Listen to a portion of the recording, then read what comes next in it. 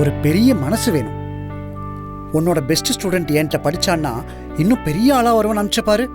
அந்த மனசு யாருக்கு வரும்?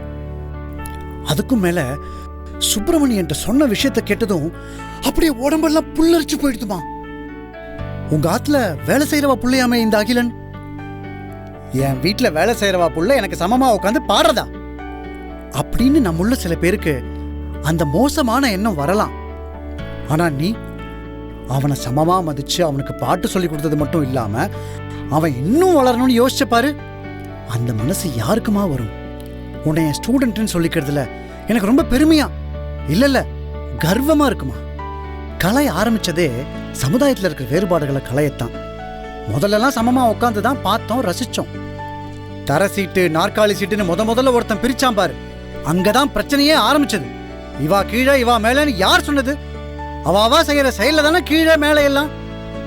ஆனா இந்த செயல் மூலமா நீ ரொம்ப மேல மேல போயிட்டமா, மேல போயிட்ட.